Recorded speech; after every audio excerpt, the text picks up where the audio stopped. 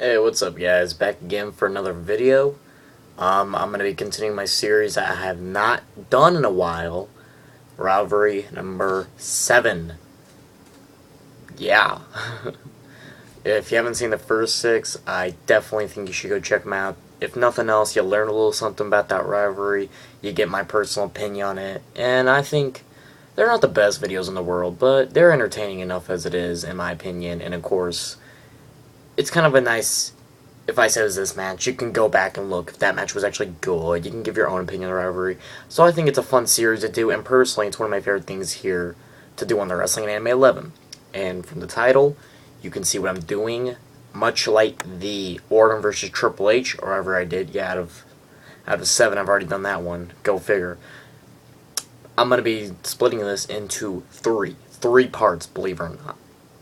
The first part will be 1997, pretty much to 1998. No specific ending in 1998 that I can remember. The second one will be 2003, late 2003, the WrestleMania 2004. And the third part will pretty much be the short feud in 2010 that was really irrelevant in the end, but it happened, and I think, if nothing else, it's reasonable to address, because it really wasn't all that terrible. So,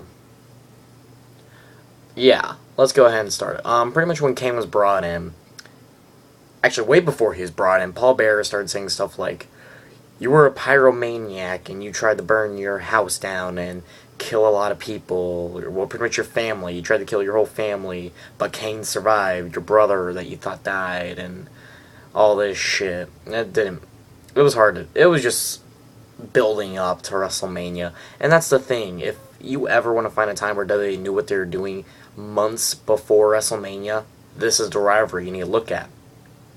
On October 5th, I have my Wikipedia page up just for references. I do remember the whole rivalry, not like the whole every single step, but like most of it. So I could, but just for reference, on October 5th, it was the Bad Blood in Your House Hell in a Cell match, Shawn Michaels versus The Undertaker. That infamous moment where the flames randomly go off and you see Kane walk in, and announcer's like, is that Kane? That has to be Kane! You know, all that shit. And pretty much Kane cost Undertaker the match. Whatever. That's what happened. The reason it took so long for these guys to have a match is because Undertaker said, I want to fight my own flesh and blood. That's not the way it should be. Family shouldn't fight family. All that shit. And, for a while, these two were actually teasing, like, a team. Like, I think it was either Kane helped Undertaker, Undertaker helped Kane, and they didn't punch each other in the ring or something. They just walked away, but I think Kane, it was, eventually hit Undertaker while they're pretending to be a team thing. So that's really what launched off that betrayal type thing. Whatever. That was just kind of stupid to me. But I think they should have kept as rivals the whole entire time. But the build-up was good, and you can't diss it. Let's see. I don't know the date. Can't find it. It was WrestleMania 14. 1998. I know that much. I think it was WrestleMania 14. Yeah, it was WrestleMania 14. You had the Undertaker vs. Kane match. I believe it went right before the main event, which was Shawn versus Steve. So, you know, you got good stars here that really the Attitude Era is based off, not really of Shawn, but I mean, Stone Cold, Undertaker, and Kane, they were big parts of the Attitude Era, and especially Kane for the foreseeable future. Even now, you still see Kane a lot. So this was really the beginning steps of Kane. Undertaker won the match, of course, since it was at WrestleMania, the way it should have been. Even though a lot of people at the time might have even said that Kane should have won. You know, he's, other than God and Shawn Michaels at 25, this was probably one of the most believable moments where you thought that Kane, or Undertaker, I should say, would actually lose at WrestleMania. He didn't, and that's good, because that's what gave us so many of those mark at WrestleMania moments to come, you know. So it's a good thing, obviously, that Undertaker won. And that really actually kind of ended their feud. As far as I can tell, I don't think they had a couple matches, like they had a number 1 contender match to see who would fight King of the Ring, fight Austin King of the Ring, which was stupid, because Kane won the championship for one day. Lost on Raw the next night to Steve Austin, which was fucking stupid. But as for like a big time match, they really didn't have another one. That was, WrestleMania was their big crash match, and that's really what it should have been. Let's see, you had the Brothers of Destruction, that doesn't really count as a feud, but they did team up for a while. You saw them team at the Royal Rumble a little bit. They won the tag team belts. The SummerSlam match versus DDP and Canyon, and the steel cage for the WCW Tag Team Championships. You saw that. I think it was pretty much then they did the draft or something. Undertaker was on SmackDown, Kane was on Raw, and that's really when Kane started teaming up with a shit ton of people. I think it was Hurricane. I don't think he might have teamed up with Booker T. Don't hold me to that. I know he teamed up with Ari. I teamed up with him. That was alright. He had the stupid Lita crap. Fuck the Lita crap. He teamed with Pig Show. Kane was drafted to SmackDown for a while. Teamed with Undertaker. Not like a whole tag team for the belts, any of that shit. But they just did a couple matches. I remember one of the matches they did, I think... No, I wasn't there live. But it was like a couple weeks before or after I was there live. It was Mr. Kennedy and MVP versus Kane and Taker. So they did have a couple tag matches on SmackDown. And here we go. This is pretty much 2010. Kane wins the Money in the Bank, beats Ray, has a little feud with Ray, which it's one of those lopsided things where you know that Rey Mysterio can't win and he shouldn't win, but that's okay. Let's see. Yeah, they had the SummerSlam match, Kane versus Ray. Kane was trying to put Ray in the casket. I don't exactly remember this. I'm kind of reading this part. A lot of this I remember. This is one of the parts I'll admit I don't remember. Kane tried to put Rey Mysterio in the casket, and Undertaker, I believe, was already in the casket, if I remember right. So that kind of continued on after he beat Ray. He beat him at Night of Champions, beat him at Hell in a Cell, and of course, he had the Bragging Rights Beard Live match, where pretty much all the remaining members of Nexus, Wade Barrett, you know, the first Nexus, excluding, like, Tarver, excluding... No, it wasn't excluding Tarver, I don't think. I think Tarver was still in... Well, like, excluding Darren Young and Brian, of course. It was just some of the remaining Nexus guys that, you know, took out Taker. Yeah.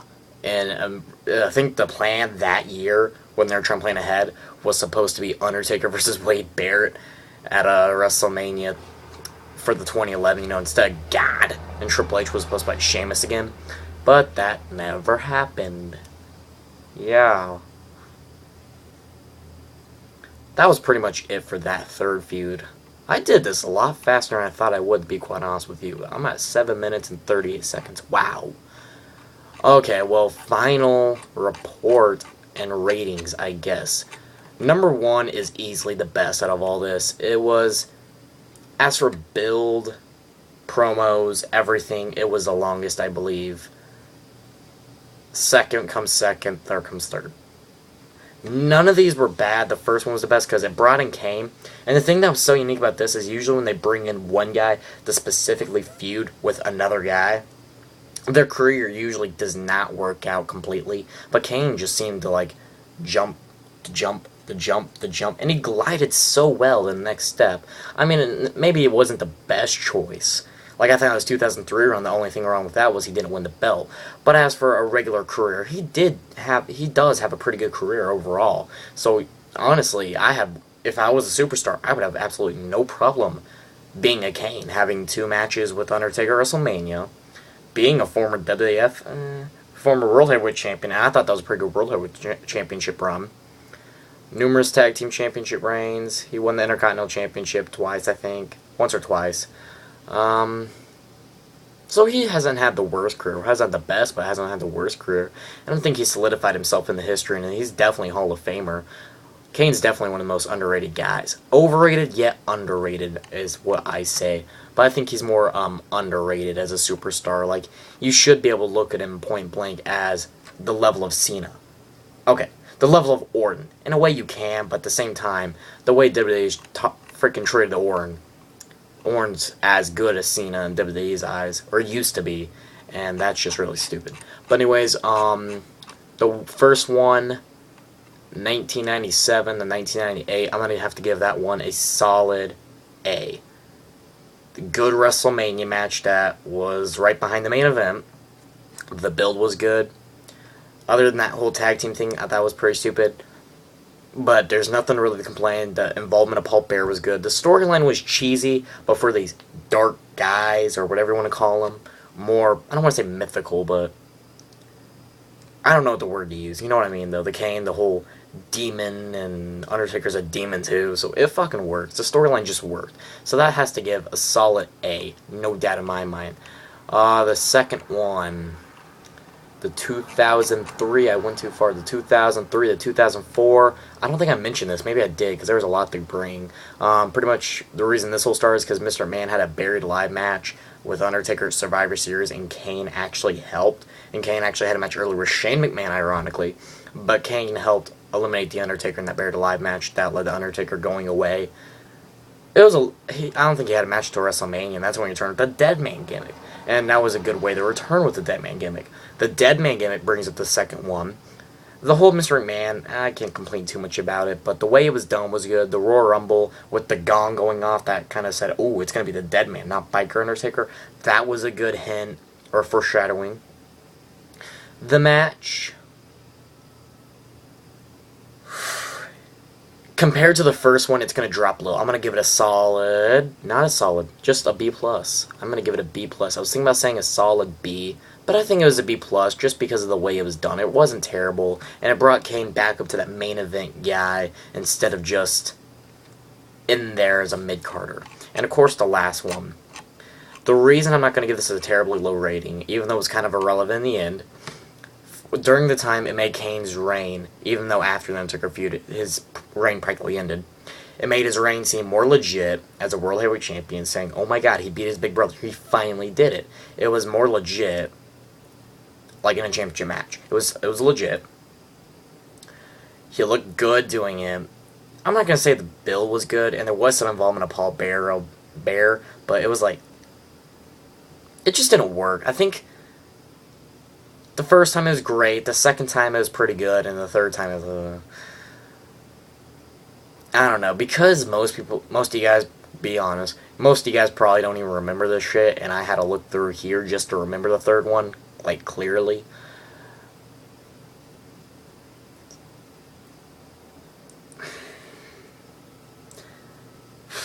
I'm gonna give it, I remember the Night of Champions match was okay. The Hell in a Cell match wasn't even that good. And the bragging rights, it was mediocre. Yeah, because it kind of was irrelevant in the end, I'm going to go ahead and give it a B-. I mean, the matches weren't god-awful, and they shouldn't have been. And it was good for Kane's World Heavyweight Championship reign. But as for comparing to the first two, especially the first one, it just kind of falls flat, really. It's like a flat fucking Dr. Pepper. Me, no drink. Flat Dr. Pepper. Me drink bubble.